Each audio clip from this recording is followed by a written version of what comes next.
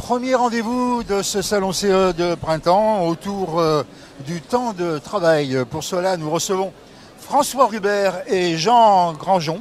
Et bien sûr, cette opération est dirigée par Jacques Lambert. Bien, bonjour aux auditeurs de Lyon Première. Et ici, sur les rendez-vous du monde du travail, avec nos partenaires Groupe Up, Elfrich, les mutuelles Aesio et puis la NVO, qui rediffusera ces 8 fois 10 minutes sur le site de la NVO. Donc ceux qui sont là, vous pourrez revoir ça dès cet après-midi sur le site de la NVO.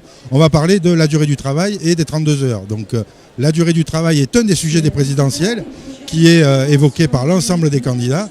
Il faut savoir que la durée hebdomadaire du travail n'est pas la durée obligatoire du travail, mais le curseur à partir duquel on enclenche les heures supplémentaires.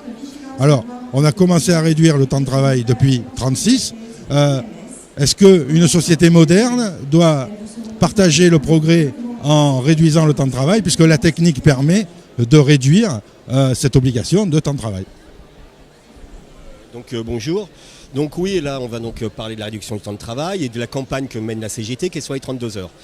Avant tout, je voudrais bien, quand on parle de réduction du temps de travail, de bien voir que la réduction du temps de travail, c'est quelque chose d'historiquement de normal. Ça veut dire que quand même, rappelons qu'il y a 100 ans, imaginez combien de temps travaillait quelqu'un il y a 100 ans. Nos grands-parents, leur dire on va travailler 35 heures par semaine, c'était quelque chose d'impossible. Pour eux, ce n'était pas possible. On est ici aussi au niveau du CE. Au niveau du CE, on est bien sur quelque chose qui est, on voit, tout ça, c'est bien parce que les salariés, les travailleurs ont du temps libre. C'est bien parce qu'on a des congés. Et tout ça, c'est grâce quand même aux grèves de 1936, où la revendication de la réduction du temps de travail a été faite de passer de 48 heures à 40 heures et de passer aussi à 15 jours de congés payés. Et ça, c'est aussi une chose excessivement importante dans la réduction du temps de travail.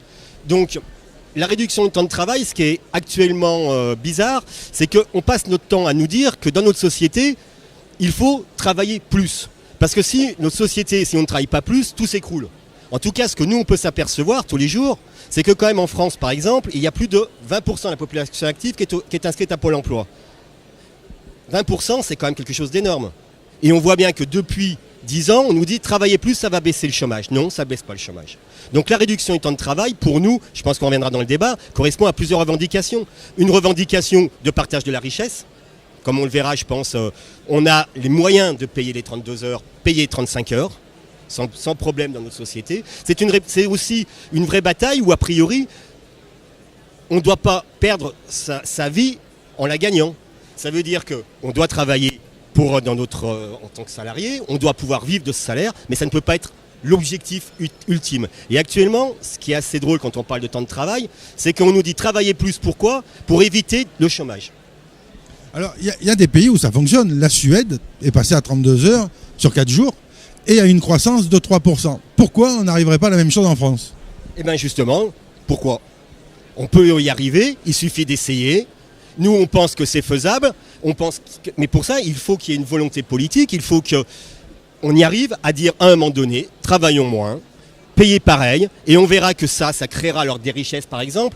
Quand on travaille, pour nous, à la CGT, le travail c'est notre salaire, et c'est aussi tout ce qu'on appelle, nous, le salaire socialisé, c'est la retraite.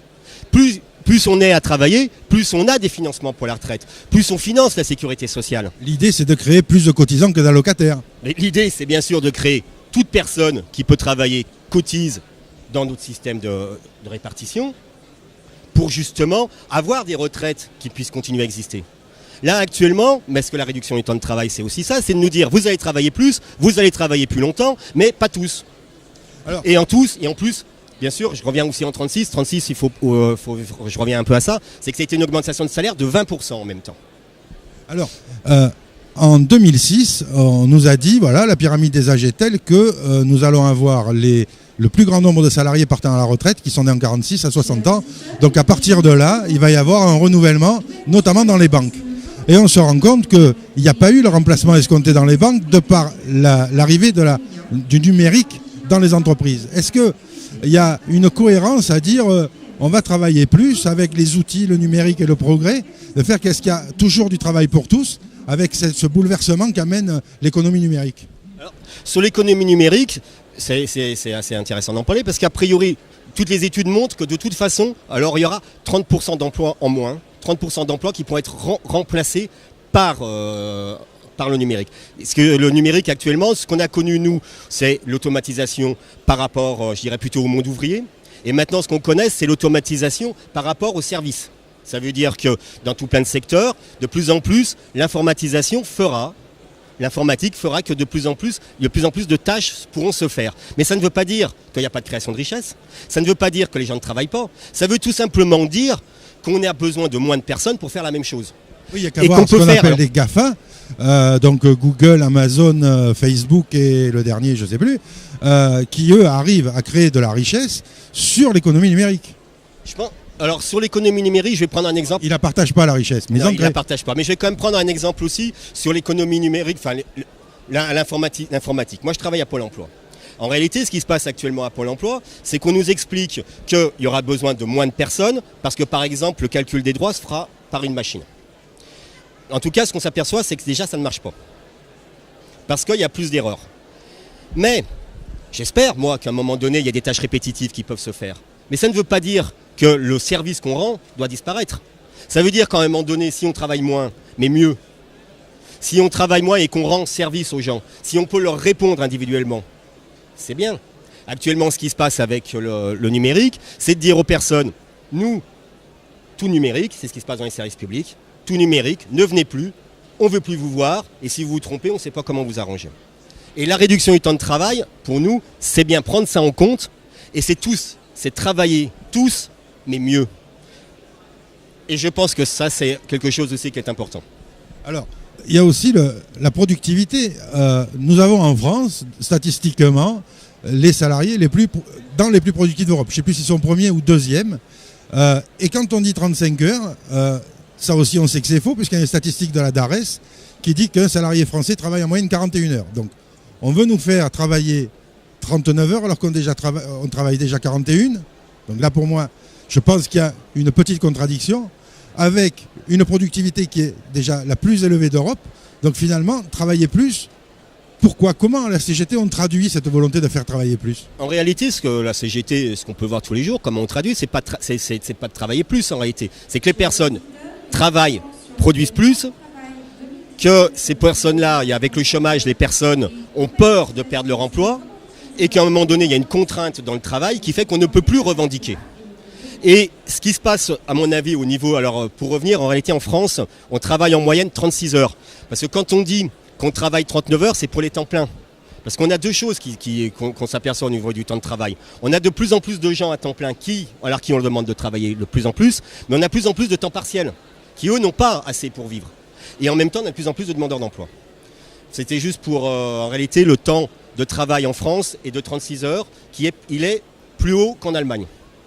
Par exemple. Ça, on sait que le travail en français... Et juste finir sur la productivité. Alors la productivité, ça se traduit chez nous par un mal-être au travail qui est extraordinaire. Ça veut dire que les maladies professionnelles explosent. Le mal-être au travail explose en France. Justement par rapport à ces gains de productivité. C'est un exemple par rapport à l'Allemagne que des économistes ont fait. En France, si on travaillait 4 jours et demi, on produirait autant qu'en Allemagne. Une demi-journée de moins déjà, et ça nous fait produire autant qu'un salarié en Allemagne. Alors, avant de faire une coupure et de retourner vers les studios de Lyon Première pour revenir un peu plus avant, je dirais que réduction du temps de travail, réduction du nombre de chômeurs, donc, ça permettrait à François lui-même de perdre son emploi puisqu'il n'aurait plus de chômeurs à recaser. Donc finalement, tu pourrais partir en vacances et ça serait très bien. Alors si moi je pouvais partir en vacances tout le temps, ça serait magnifique, mais je ne pense pas que ça soit possible. Je pense que moi, on prend l'exemple de Pôle emploi, rappelons que le rôle de Pôle emploi n'est pas de s'occuper uniquement normalement dans la loi des demandeurs d'emploi, mais de s'occuper de toute personne qui aimerait avoir des renseignements sur la formation, sur une orientation nouvelle et sur les emplois. Ça c'est juste une parenthèse. Et le travail qu'on pourrait faire, si je travaillais moins, ça serait du travail de qualité. Parce que la baisse du temps de travail, bien sûr, c'est pour réduire le chômage. Mais ce n'est pas uniquement ça. La baisse du temps de travail, c'est aussi vivre mieux. Et je voudrais aussi insister, quand on dit baisse du temps de travail, ça ne veut pas dire ne pas travailler. Parce que par exemple, si moi je travaille moins, 30 heures on va dire, rien ne m'empêche de m'occuper, par exemple, j'ai un fils qui fait du foot, de m'occuper du club en bénévole. Je continue à travailler, je continue à produire, je continue à faire des choses intéressantes pour la société. On abordera ce sujet sociétal dans les prochaines 10 minutes. On vous quitte un petit moment, les éditeurs de Lyon Première, et pour aller vers les studios.